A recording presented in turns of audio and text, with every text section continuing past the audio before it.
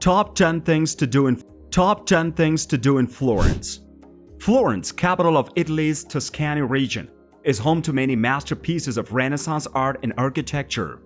Truthfully, you're gonna fall in love with Florence.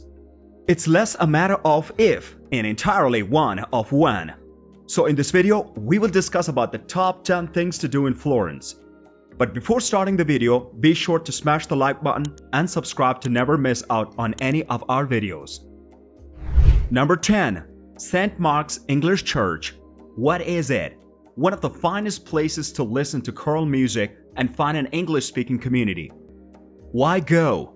The choir of St. Mark's English Church, located in a part of an old Medici palace, signs an Anglican Mass every Sunday, and the church also hosts concerts and opera sessions.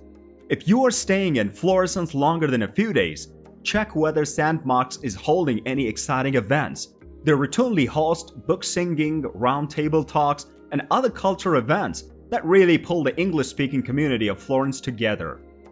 Number 9. Mercato Centrale, Central Market.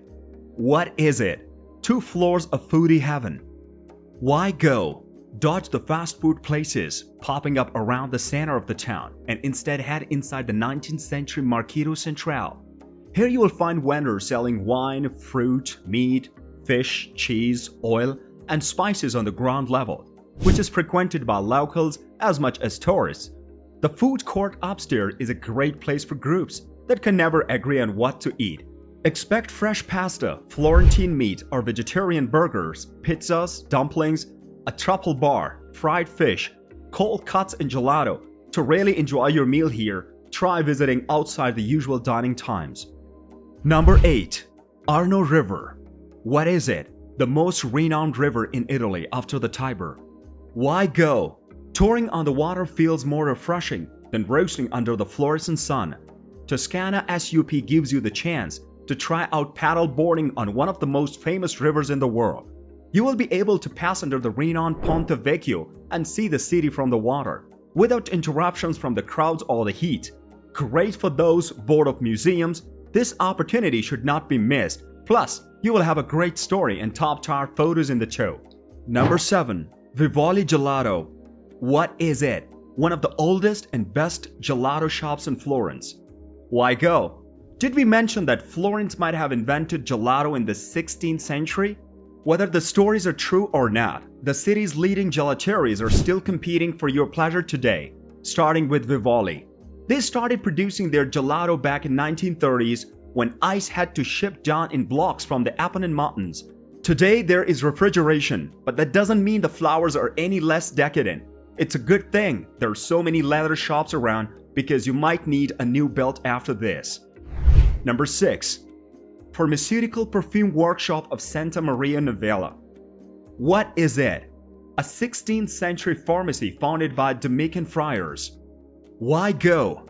Not content with being a European capital for art, architecture, political theory, and craftsmanship, Renaissance Florence was also known across the continent for its herbalists.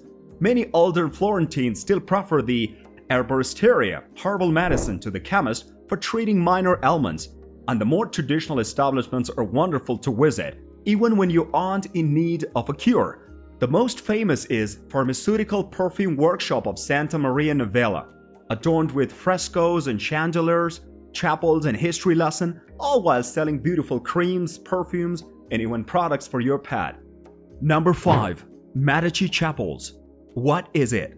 Chapel built by the famous Florentine family give you everything that the inside of the Duomo doesn't.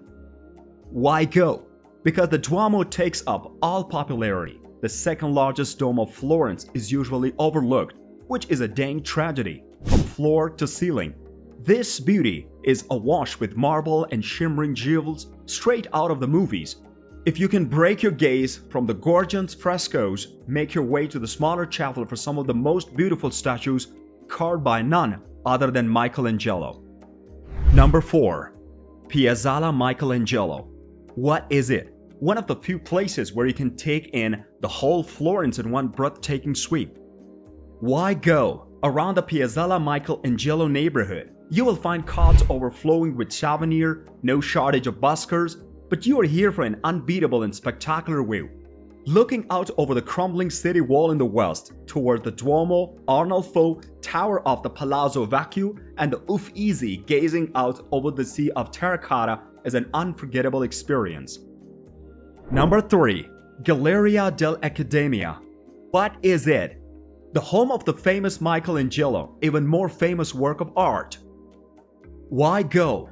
Though there are more historical works of art in the Galleria dell'Accademia than you will find in most entire cities, this museum seems to be made specifically to show off David. Even if you aren't the artist person around, you will want to gaze at the 26-year-old Michelangelo carved out of a single abandoned block of marble 500 years ago and detailed right down to the veins in his arms. It's one of the absolute must-see in Florence. Even if it requires you to wait in line for a bit, it will be well worth the selfie with David. Number 2. The Uffizi. What is it? An absolute treasure trove of Renaissance art. Why go? Ultimately, to gaze upon one of Botticelli's finest pieces, The Birth of Venus. If you get in really early, you may just get in 15th century painting to yourself. But don't spend too much long at the Venus feet because there are hundreds of more iconic works to see.